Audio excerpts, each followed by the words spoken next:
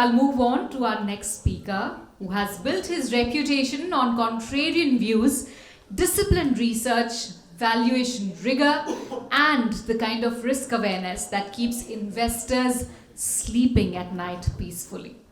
Nishit Master is our next speaker. He's a fund manager at Axis Asset Management Company, where he manages equity portfolios with a focus on fundamental research and long-term value creation across market cycles.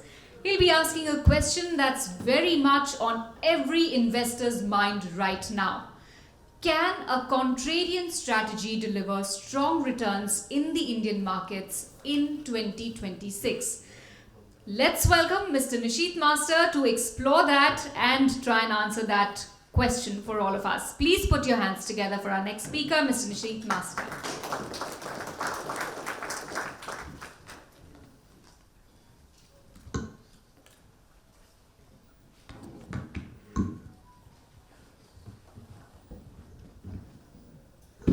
Thank you so much.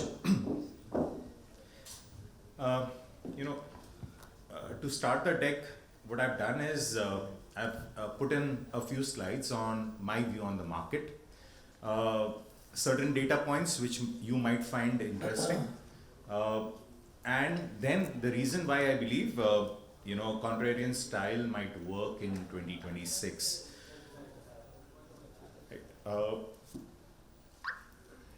Okay, a lot of data points over here, but more importantly, what matters is that, last year, all of us saw that if one looks at the index has given some positive returns, but most of the portfolios were either flat or negative. That's because markets narrowed down significantly, moved more towards the top 15, 20 names, which is generally not part of everyone's portfolio, right? But now what we are seeing, and if one looks at the top line, you're seeing that now more sectors are positive than negative.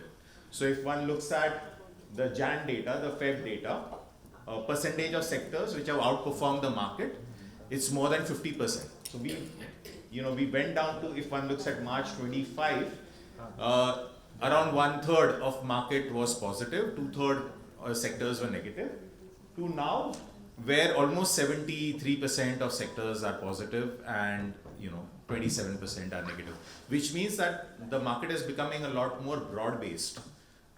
So unlike the pain which investors saw last year, especially small and mid-cap investors, they saw the pain last year. This year could be a good year for them.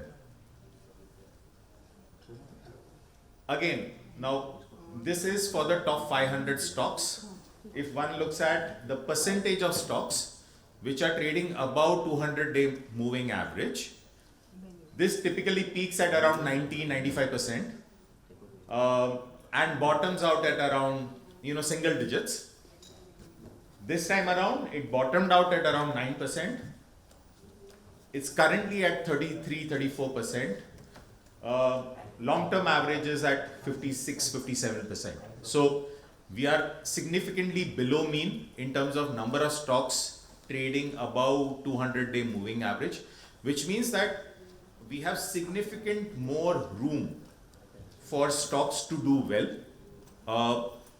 Just looking at pure technicals in terms of number of stocks trading at about 200-day moving average.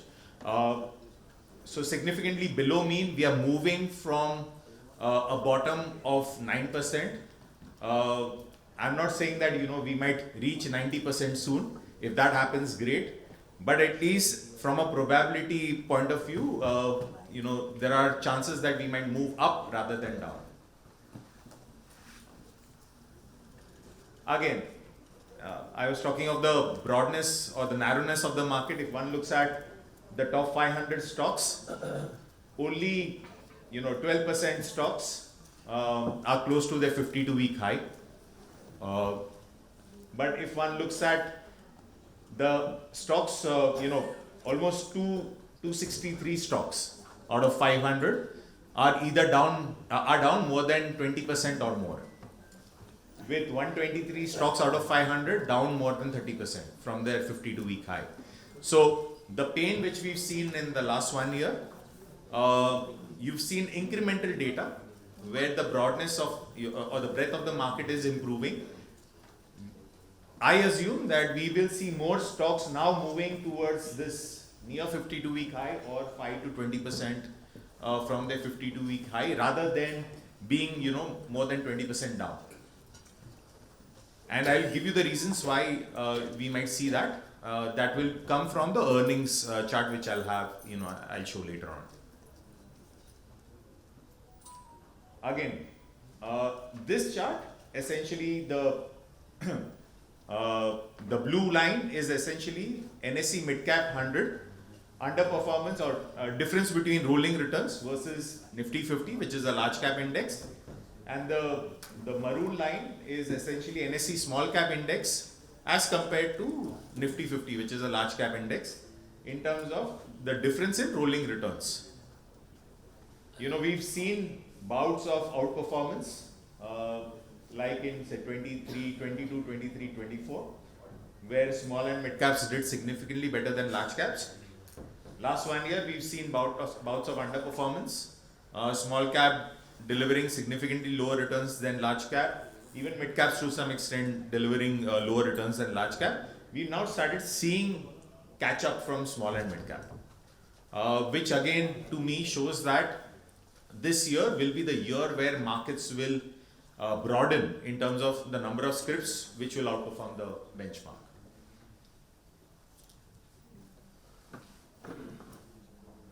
We get to hear a lot that Indian markets are expensive as compared to global markets, which is true, but we've always been expensive because India offers something which global markets don't offer, which is a growing population, a growing economy, an economy which is in a sweet spot where per capita income has exceeded $2,000, moving towards $5,000. That's when a sweet spot hits economy and the financial markets. We are there.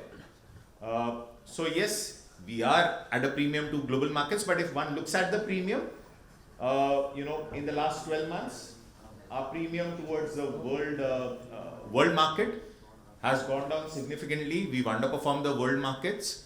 If one looks at just pure emerging markets, we've significantly underperformed emerging markets. In fact, more than global markets. So, from a mean revision point of view, also, from an earnings upgrade point of view, also, our belief is that India is set to outperform the global markets as well as global emerging markets. One of the reasons why we've seen a decent amount of move in small and mid caps over the last 4-5 years, leave aside the last 1 year, essentially is because Indian companies have become a lot more efficient in utilizing their capital, which means the amount of capital they are investing in a particular business, they are generating far higher returns for that capital. So if one looks at the chart on the left hand side, look at the green line, which is for the small cap index. Look at the purple line, which is the green line, which is for the mid cap index. Look at the purple line, which is for the small cap index, and look at the blue line, which again is for Nifty 50. You will see ROEs, which is the return on equity for Indian corporates, have gone up significantly from the 2017 to 20 period levels. That means that Indian corporates are now a lot more efficient in utilizing their capital, which ideally should mean that the multiples which Indian corporates should get will be higher than what they've historically got. The idea essentially is, just a sec.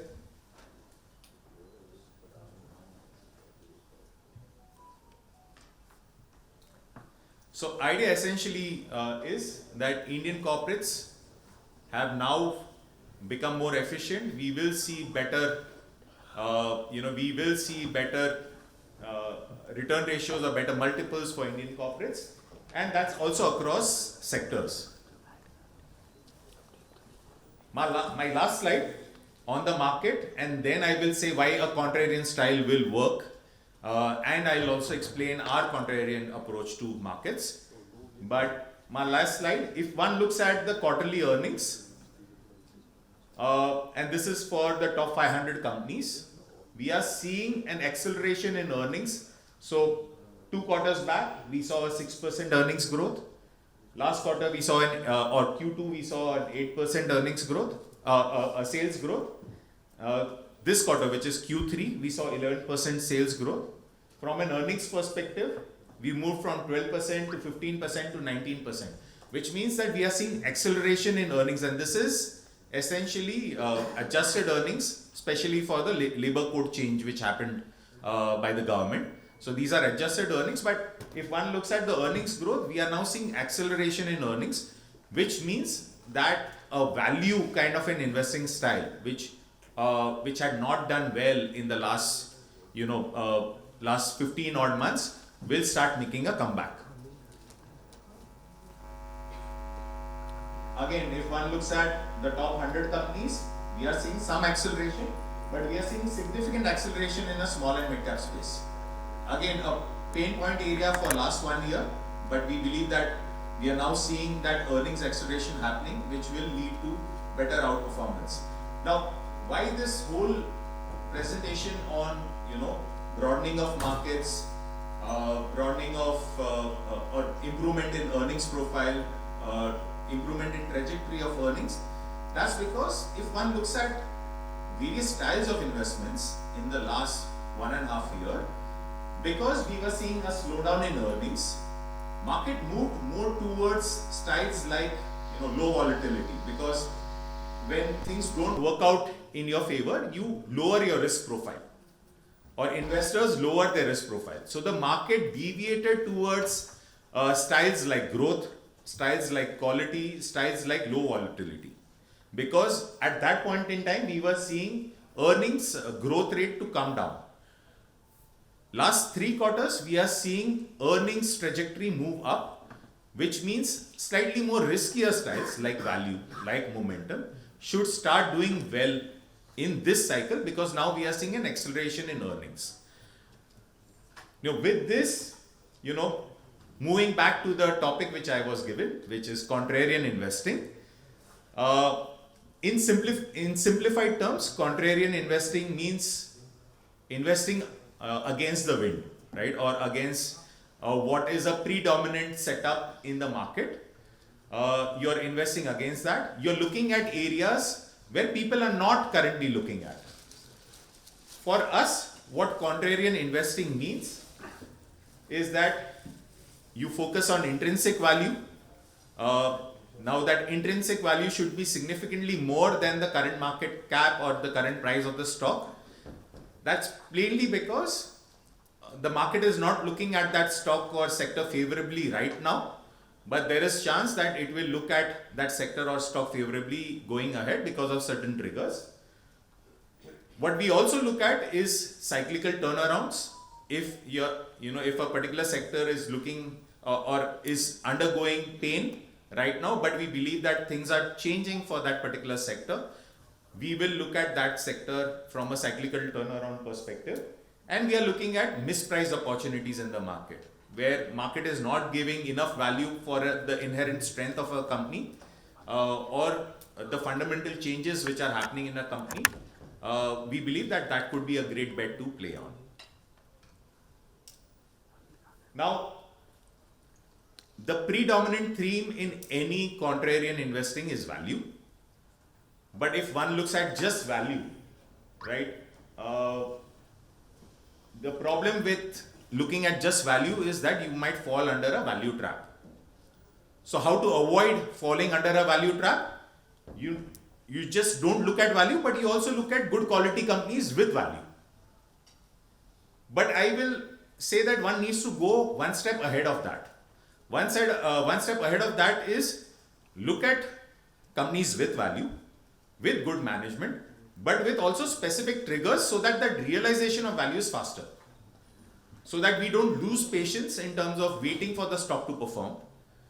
The reaction of the stock or the price of the stock is far quicker if there are specific triggers with the stock being obviously a good quality company, good managed company, and also has value in it. So we essentially look at these three qualities: good value, good quality of management, and companies having specific triggers. Okay, contra investing for us, and we've defined it in a slightly different way, not just from a value investing. We've said that yes, for contra investing, we will look at value, but we will also look at change in momentum along with value. Now, as I said, the biggest risk from a pure value strategy is that you fall under a value trap. Now, to avoid that, we are saying that we don't want to bottom pick anything. We are okay to buy something 10% higher from the bottom price, provided we believe now that there is a section of a market which has started looking at that sector or stock favorably, which means it started gaining some momentum along with value. Now, when I talk of momentum, I'm not talking of absolute momentum, I'm just talking of incremental momentum, which means that if theoretically out of 10 a company's momentum score was 1, which is very low, if it has now become 2, which means incrementally there is an added momentum in a particular stock, that means now there is a higher chance for that value being realized soon. So the idea is, don't look at pure value, look at momentum or incremental momentum along with value, so that the realization of that value or the stock price moves to our target price sooner than it would have otherwise, and thereby we don't fall under value traps. Again, what we look at while investing in our pure contra strategy, it's essentially an investment against the current market sentiment, but wherever we are seeing incremental improvement in that sector or stock, we are focusing on the intrinsic value of the stock, which means that if we believe that a stock price ideally should, or the value of the company is ideally say 1,000 rupees, the stock is currently available at 400 or 500 rupees. Our expectation is that the current market price will move towards the intrinsic value of the stock. We are looking at mispriced opportunities in the market, but again, we are not trying to bottom pick anything. We are saying that we will not try to bottom pick anything. We will look at it only when there is an incremental improvement in momentum of that particular stock. And yes, we are looking at turnaround stories and cyclical opportunities. So, like any other value or value and momentum strategy, we follow a top-down approach first. Once we identify sectors from a top-down approach, we then look at bottom-up in terms of fundamental analysis on any company. But what is more important for us when we look at pure value is still the quality of business should be extremely strong. We will not take any huge balance sheet risk or cash flow risk in a particular company.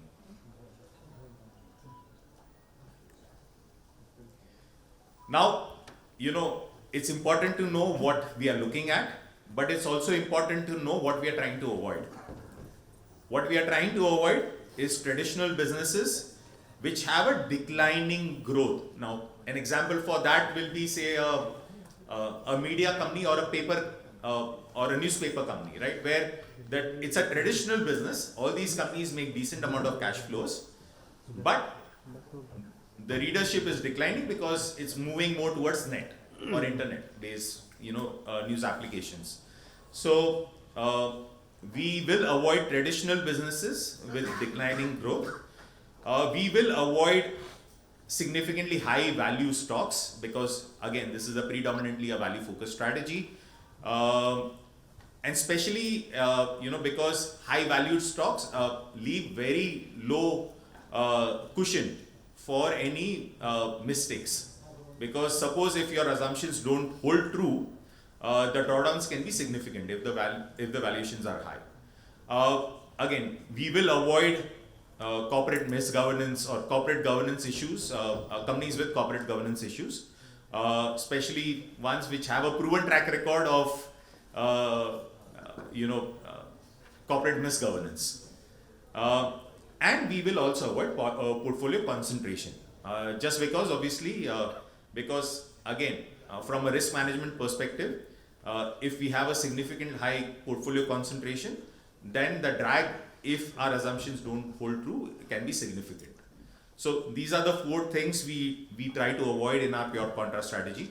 From a product perspective, currently we run a pure contra PMS strategy. Very soon we will be launching a contrarian strategy on an AIF platform, which will be a category 3 AIF. That should happen anytime soon. So from a product perspective, both this pure contra strategy, which is a value and a delta momentum strategy, will be available on a PMS platform as well as on an AIF platform. With this, I complete my presentation. We can open the floor for question and answer.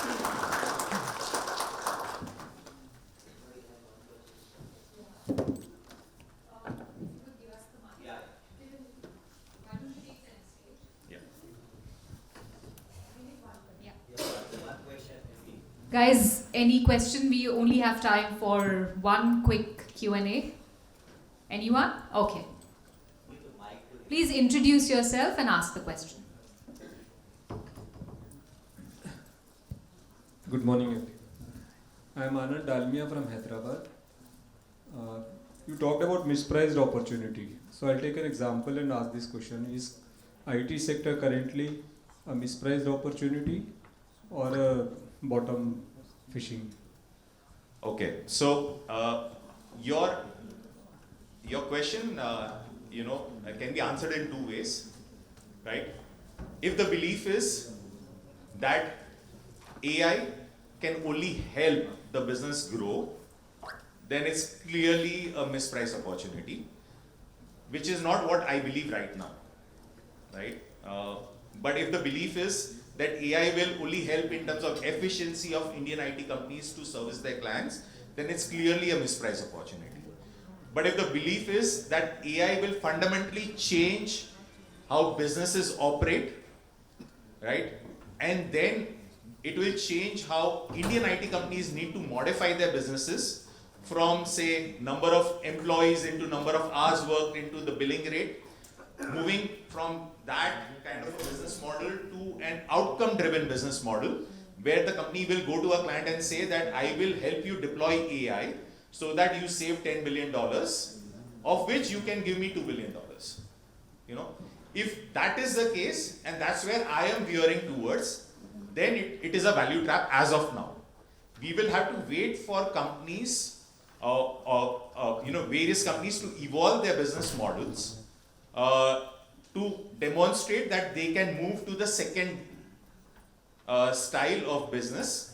And if some company is able to prove that they are veering towards that, then yes, it could be a great opportunity. But right now, from whatever I understand, I think currently it looks like a value trap. All right, thank you so much once again. Unfortunately, we don't have much time to take more questions, but thank you so much, Nishit. Guys, give it up for Nishit. Request you to stay on with us on the stage. Wonderful session that makes you think twice before following the crowd. I'd like to thank again Nishit and Mr. Sameer Kumar to felicitate him with a token of appreciation for his insightful and valuable participation, and request Mr. Jigish Sonagara as well to join him on the stage. Keep the applause going, guys. Come on.